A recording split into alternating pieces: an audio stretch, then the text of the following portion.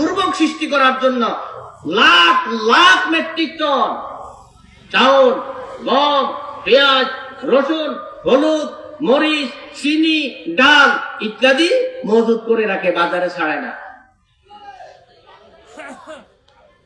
এরপরে অভিযানের নামে কিছু অফিসার, কিছু শত অফিসারও আছে, আর অভিযান করতে গেলে এদেরকে কয়েক লাখ টাকা, 20 লাখ 50 লাখ টাকা ধরাই দিছে। আপনি রিপোর্ট দেন, যেগুলি আছে এগুলি নিতান্তই প্রয়োজনীয় আছে অল্প কয়দিনে। এগুলা কৃত্রিম সংকট সৃষ্টিকারী ওই ব্যবসায়ী। এরা আর যাই হোক ইমানদারের বন্ধু নয়। কার বন্ধু?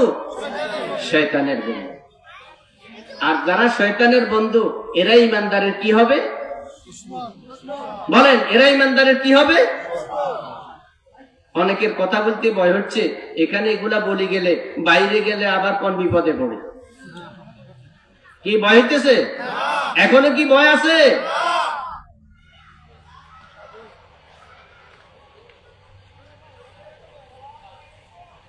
ভয় যখন ছিল তখনও অনেকে ভয়কে জয় করেছে, ঠিক না বেটি?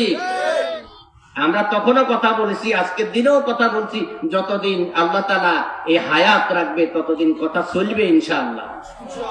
ভয় করা হবে, ভয় করা তো জায়েজ না। আল্লাহ ছাড়া আর কাউকে ভয় করা কি নাই? জায়েজ না।